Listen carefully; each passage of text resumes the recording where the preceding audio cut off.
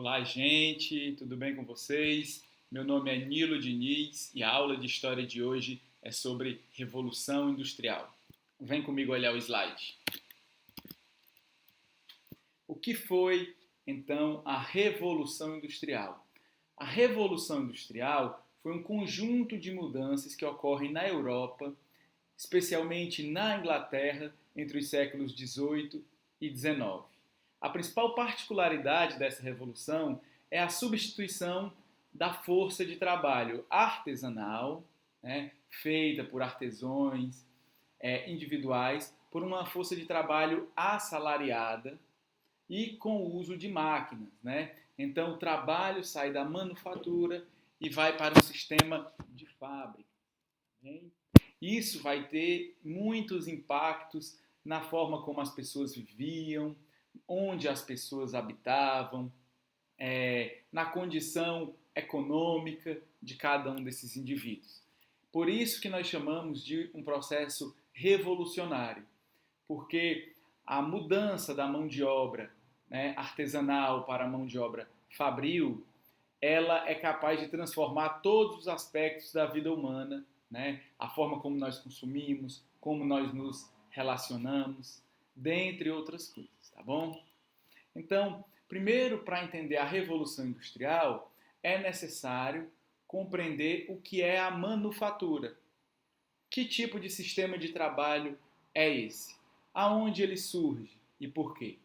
Então, a manufatura aparece para atender, né, a demanda, ou seja, a exigência que o mercado tinha de novos produtos, principalmente produtos europeus, né, que eram utilizados agora para fazer o comércio mundial. Então, eram produtos que precisavam, por exemplo, para movimentar o comércio de escravos, né, como era o caso do tecido, algumas bebidas também que eram usadas nesse tipo de negociação. Então, quando nós temos a expansão do mercado pelo mundo inteiro, a partir das grandes navegações, exige-se também uma maior quantidade de produtos. E aí entram algumas figuras importantes, como as figuras dos comerciantes. Tá? Grandes comerciantes passam a entregar a matéria-prima para os artesãos prepararem os produtos que eles negociavam. Então eram sapateiros que recebiam couro, por exemplo, né? Nós tínhamos alguns tecelões que iam receber o algodão ou a lã desses grandes comerciantes. Tá? Então, o processo de manufatura se inicia com o controle da matéria-prima, que passa para a mão de grandes comerciantes. Né? A partir de então, esses comerciantes eles têm a ideia de reunir os trabalhadores em um mesmo espaço. Tá? Por que é que ele gostaria de reunir trabalhadores no mesmo ambiente? Porque ali ele poderia controlar alguns processos, né? Ele poderia editar o ritmo de trabalho, ele poderia analisar a qualidade do produto que estava sendo elaborado.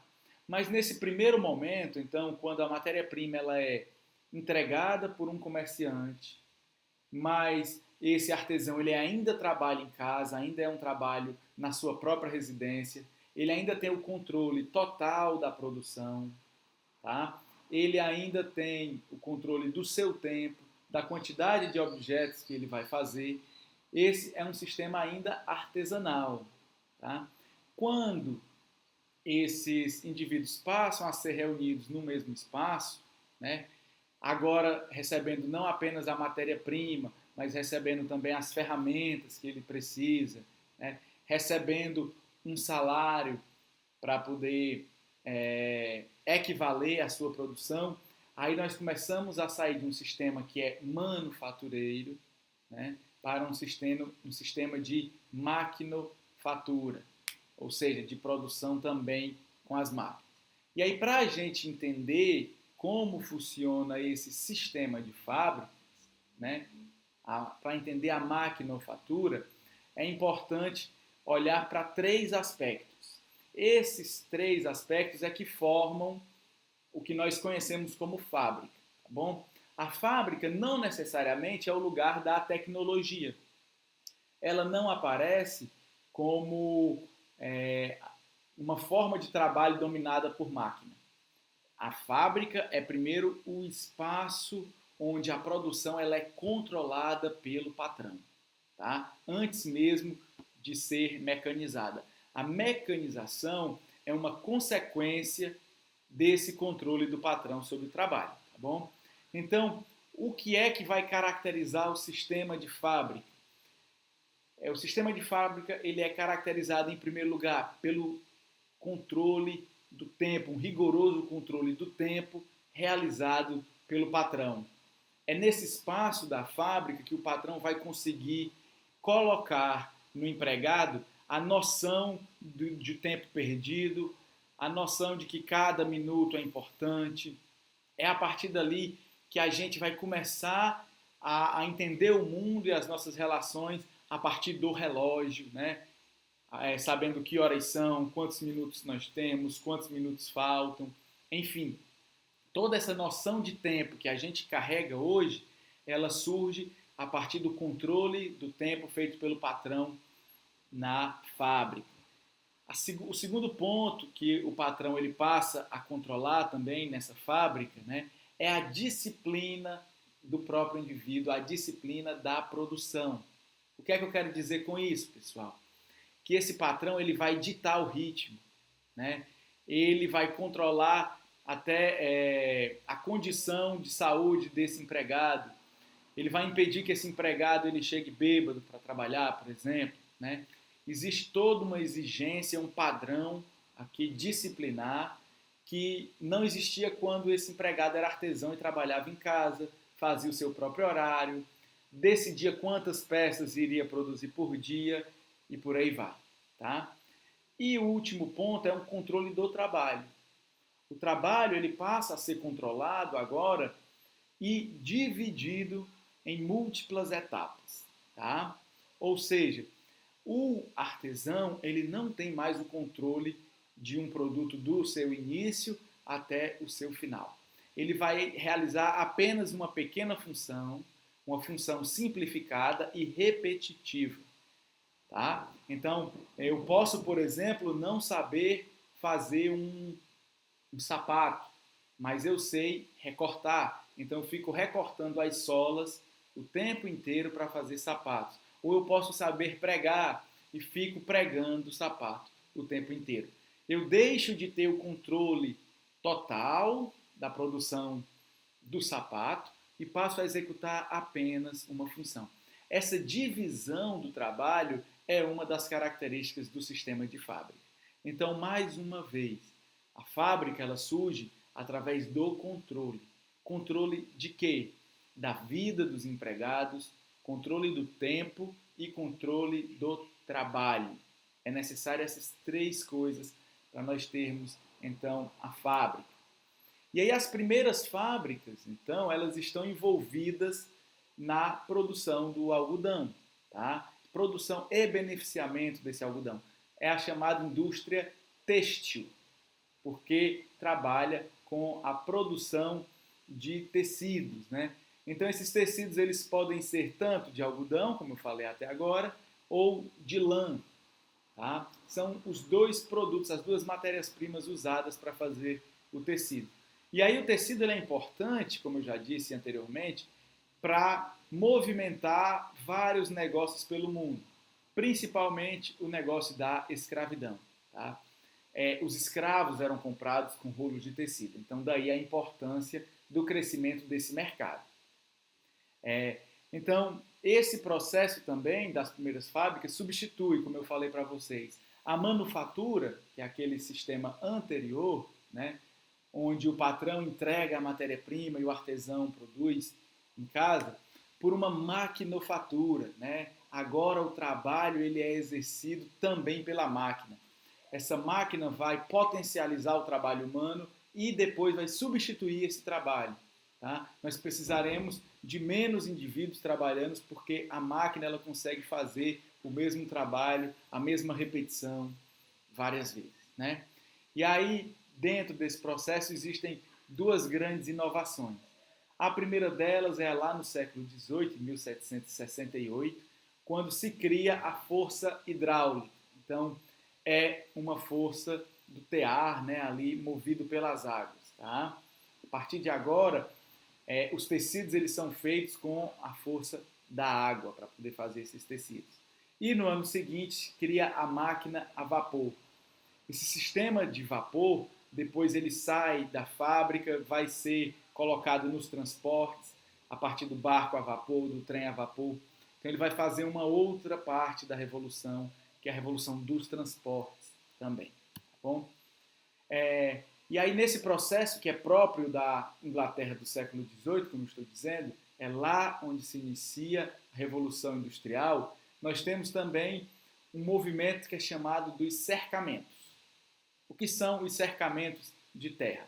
É um processo onde a Inglaterra ela abandona o modelo de ocupação da terra feudal, né, onde a terra não tem valor, né, ela tem um prestígio, né, para o dono da terra, mas ela não é a fonte da riqueza, para um modelo agora capitalista, onde essa terra ela é vendida, ela é negociada, ela é explorada, tá bom? E ela é muito usada para a produção ali, no caso, da lã. Vocês conseguem ver aí na imagem algumas ovelhas, que é da ovelha que se tira a lã, tá bom? Então, os camponeses que viviam no interior do país, eles passam a sofrer com essa pressão, né, dos cercamentos, com a venda da terra. Muitos deles não têm mais condição de possuir terras, e aí eles se veem obrigados a se encaixar em outras atividades. Então eles migram do campo para as cidades em busca de trabalho, né? E vão conseguir trabalho onde? Justamente nas fábricas, né? Esse movimento que os expulsa das suas terras, né, que são os cercamentos para produzir lã, é também a mesma demanda que faz com que eles consigam trabalho nas cidades. Mas um trabalho precarizado, né, onde as condições de vida são muito piores do que as condições de vida no campo. Bem, então eu trouxe aqui para vocês também duas etapas desse processo de revolução industrial. A primeira, ela está apenas na Inglaterra. Ele ocorre só nessa ilha, tá bom? Está envolvido nas indústrias de tecido e lã, como eu falei para vocês, né? Ou seja, a indústria têxtil, que produz tecidos. E a principal força energética para essa primeira revolução industrial é o carvão mineral. Bom, depois nós temos uma segunda revolução industrial. Essa já abrange outros países da Europa, como a França, como a Itália, a Alemanha e por aí vai. Tá bom? Nessa segunda fase, que já é do século XIX, nós temos a mudança na fonte de energia, que passa a ser o petróleo e alguns combustíveis fósseis, né, derivados desse petróleo. Além disso, nós temos uma mudança da matéria-prima, né, que sai simplesmente do ferro e passa agora para ser o aço também, como uma liga metálica muito importante na produção industrial. E nós temos um crescimento dos serviços de transporte, seja pelo barco a vapor, seja pela ferrovia, né, pela estrada de ferro que o trem caminha, tá bom? Então, esses dois movimentos são etapas dessa revolução industrial. E quais são as consequências dessa revolução? A primeira grande consequência é que o mundo ele passa a ser dividido em classes sociais, né? Tendo uma classe burguesa, formada pelos proprietários, pelos donos das fábricas, ou como se costuma dizer, pelos meios de produção, e uma outra classe formada pelo operariado, né? Pelos trabalhadores, que são chamados também de proletariado. São pessoas que recebem um salário, vivem em condições muito mais degradantes, né? Muito piores do que a burguesia. Então o mundo agora ele passa a ser dividido entre os capitalistas que possuem o dinheiro e o trabalho assalariado, né? Aquela pessoa que só tem a sua força de trabalho para sobreviver. Há também um aumento da população mundial a partir dessa revolução, a partir de quando as pessoas passam a habitar as cidades. E há um grande crescimento das comunicações, seja por transportes marítimos, seja por transportes terrestres. Tá bom? E do ponto de vista das condições de trabalho, como é que fica as condições, o que é que muda a partir da Revolução Industrial? Eu já adiantei para vocês que a Revolução Industrial ela precariza, ou seja, ela torna ainda pior as condições dos trabalhadores, né? E aí eu trago alguns pontos aqui onde isso fica pior, né? Por exemplo, os trabalhadores eles passam a fazer ações repetitivas e simples, né? Com essas ações repetitivas e simples, eles perdem o controle da sua própria produção. Eles deixam de controlar o produto final, tá bom? Eles não sabem mais qual que é o produto final que eles estão fazendo. A jornada de trabalho também aumenta cada vez mais, porque agora o controle do tempo, eu falei para vocês, está na mão do patrão. E o patrão ele quer aumentar a todo custo, né, os seus lucros. Então, o que é que o patrão vai fazer? Ele vai estender o tempo de trabalho para explorar ainda mais esse trabalhador. Quando o trabalhador tinha o controle da produção, ele fazia o próprio horário, ele fazia uma pausa quando queria. Agora, o controle do tempo e a disciplina estão na mão dos patrões. Além disso, esses trabalhadores muitas vezes saíam do campo para a cidade e passam a viver em péssimas condições de habitação, né? Em lugares sem nenhuma estrutura, né? Vivendo todos, às vezes, amotinados, né? Presos em um único lugar, sem saída para o sol, né? São realmente péssimas condições para se viver, tá? Além disso, eles recebiam baixíssimos salários, porque a produção deles não era voltada para o seu consumo. Esses trabalhadores não eram muitas vezes os consumidores do que produziam. Então, o salário não era uma questão aqui. Aumentar o poder de compra do trabalhador não era uma questão no início da Revolução Industrial. E faltava qualquer direito trabalhista. Esses trabalhadores ainda não tinham se organizado para protestar, para exigir melhores condições. E aí, para vocês terem uma ideia de como as condições de trabalho eram péssimas, eu trouxe aqui apenas 2 exemplos de conquistas dos trabalhadores, que deixa muito claro como, no início, essa atividade era uma verdadeira exploração do trabalhador, tá? Não que hoje não haja exploração do trabalho, há muita exploração, mas nesse início, né, onde o trabalhador não tinha nenhuma proteção social, essa exploração era muito maior. Então, olhem aí, pessoal, em 1833, ou seja, eu estou aqui quase 60 anos do início da Revolução Industrial na Inglaterra, é que nós vamos ter a limitação do trabalho das crianças entre 9 e 13 anos para 8 horas de trabalho. Então, só a partir de agora, uma criança de 9 anos tem como limite de hora de trabalho por dia 8 horas. Para vocês terem uma ideia, 8 horas é o limite de trabalho de um adulto hoje em dia. E o trabalho infantil, como a gente sabe, é proibido. E para as crianças de 13 até 18 anos, né, nessa fase da adolescência, foi limitada a 12 horas de trabalho. Né? 4 horas a mais do que o que se propõe para um trabalhador hoje em dia. Sendo que esse trabalho ele ainda era em condições muito ruins. A gente vê aí na imagem uma criança, né, ajeitando uma fábrica de tecidos, né, e ela descalça, sem nenhuma proteção, né, sem nenhum equipamento de segurança.